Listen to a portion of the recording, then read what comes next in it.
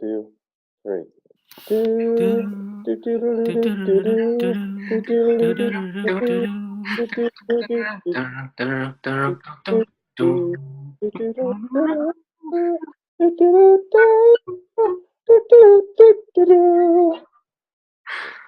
What's up, coffee drinkers? I'm Chad. And I'm Luke.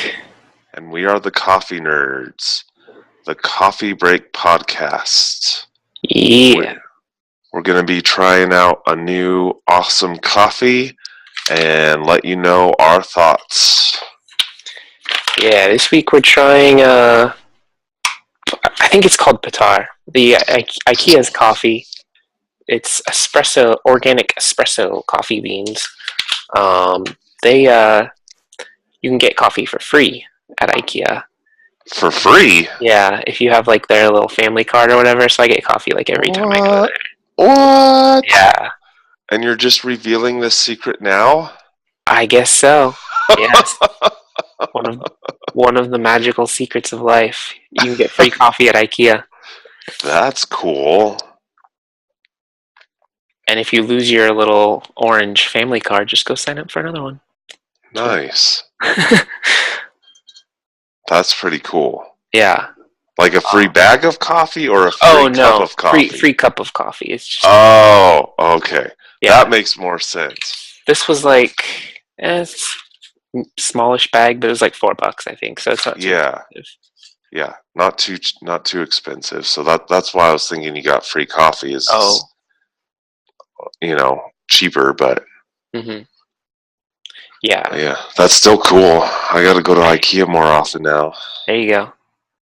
Yeah, I believe Patar is the Swedish word for second cup of coffee. So okay, and they know how it's done. Yes, nice. All right, ready for this? All right, I'm ready. Cool.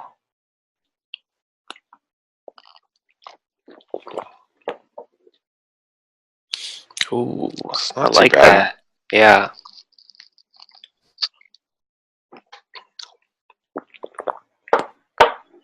It's a what kind of roast is it again? Espresso. Espresso roast. Yes. It's very dark. Yeah. For sure. And it doesn't quite have that. It's a little bit less acidic, which is cool. I noticed on the bag it has for the notes. It's or not notes, but like they've got a little index here. Body is at 5, roasting is at 5, and then acidity is a 3. Okay. Yeah, it's up there. I can taste that sour or bitter on the kind of sides of my tongue. But it's a nice smooth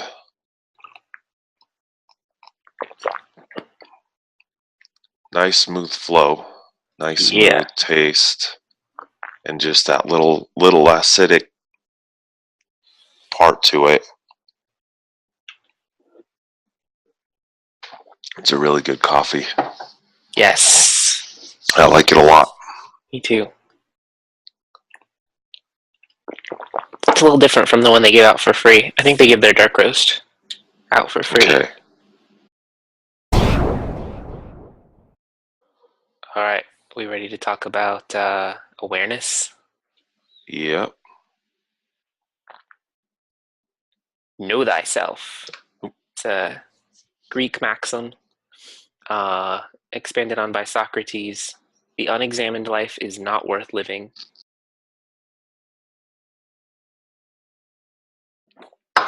Yeah, which is very, yeah. I mean, you have to know yourself to grow yourself. That's right. And knowing where you're at and kind of analyzing where you're at gives you a good start to knowing where you need to go and where you want to go. Yeah, we were reading up on John Maxwell's law of awareness this week, and it's all about knowing yourself. And he talks a lot about awareness in terms of, it seemed to me he was talking a lot about occupation, like knowing what you want to do with your life, um, having a vision, that kind of thing. And he talks about paying attention to your passion. Do you like what you're doing now? If not, what do you want? You will never find your destiny doing work that you despise. That's very true. Right. There's just no energy or passion there. How can you get where you want to go? I think too, it's not just about um, your career or where you work, but Yeah. I mean, you still have to know yourself in order to grow yourself anywhere. I'm Right, sorry. for anything. So, where do you want to grow as, where do you want to grow as a person? What do you want to do in your life? And yeah, I mean, if your job or career is something that you're not passionate about, um, I mean, I definitely recommend looking for something that you are passionate about or trying to find some way to um, make money doing what you love because that just makes a world of difference. But you have to analyze that and you have to know where you want to go and you have to ask yourself if you're on a path to to get there. Um, and you need to know that your passion or your vision is that it is achievable. It can't be something that you're like, oh, I want to make flying balloon machines and everyone's going to fly in flying balloon machines to work every day and expect to make money off of that. It has to be a practical thing. Go ahead, Bryce. No, I think you're right. I mean, unless you're like the flying balloon machine guy, and you actually like have engineering thoughts, like how you can build this amazing machine. But it's like, if you're 70 years old and you want to be a basketball superstar, Yeah. that's probably not a realistic dream. But Yeah. you always say take risks too, so Right. definitely It, don't it don't just sell yourself short either. yeah, it just has to be practical. Yeah, Like but not too practical. not too practical, right? The practical part of it kind of brings your dream or your vision into focus a little bit more. Yeah. And yeah, I mean, start with the dream Mhm. and hone it into how can I make this work, or you know, Yeah. or whatever that is. But yeah, I mean, it definitely has to be practical. Yeah. You just got to transition from a dream to a plan, and in order to Yeah, enact a proper plan, it has to be something you can actually there has to be steps you can actually take to get there. right. It won't just fall into your lap. All right, so a few tips on how to know yourself. One thing I noticed throughout the Law of Awareness chapter was that John Maxwell is just constantly asking questions. There's questions throughout the whole book. Um, so I think one of the best ways you can get to know yourself is just ask yourself questions. Yeah, You might be surprised by some of the answers sometimes. Um, I found a Chinese proverb. Bleh, proverb. I found a Chinese proverb while I was hunting around on the internet. He who asks a question remains a fool for 5 minutes. He who does not ask remains a fool forever. And because questions aren't just for the outward, they can get you to get. I can talk today. I swear. They can get you to the heart of your own motivation and thought processes and that kind of thing. yeah, Um, yeah, Albert Einstein once said, "I have no special talents. I am only passionately curious." So another thing about that is looking at what you're curious about can help you find your passion. yeah. That's all really good. You almost have to talk to yourself in order to find out exactly where you're at and where you want to go, and that's one area I've never really been great at. and have kind of been thinking, okay, I need to, write down my thoughts. Where do I actually want to go? And how do I actually get there? And is my path to where I want to go actually a feasible thing for me to do?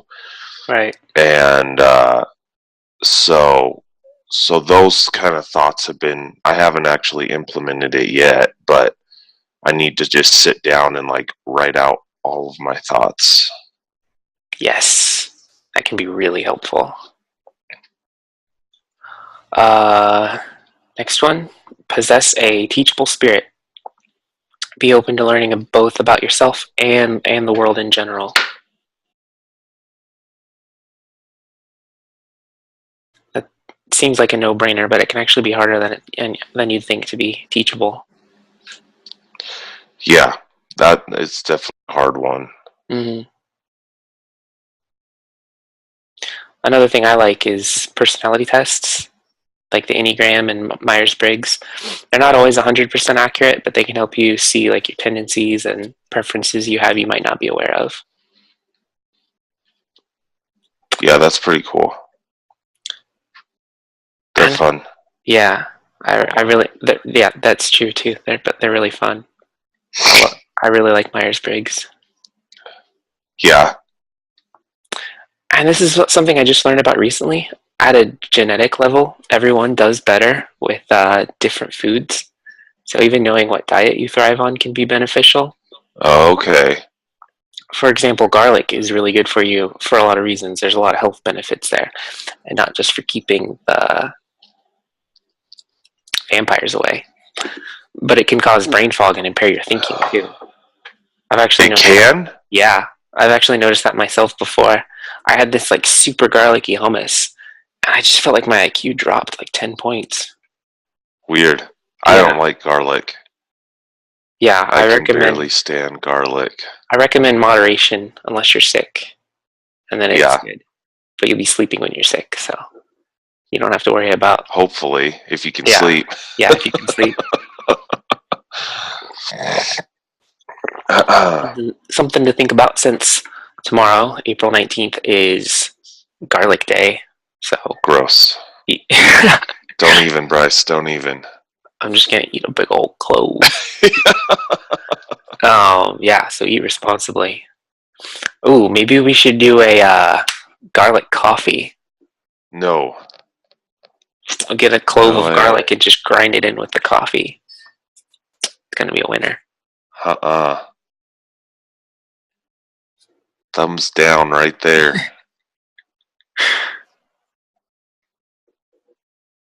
All right. Well, that's all I got. Okay. I think that's it. Tasty coffee the next time you're at Ikea. Yeah. Grab yourself a bag.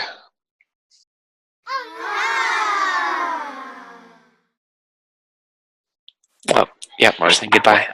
My cup's almost gone. Coffee.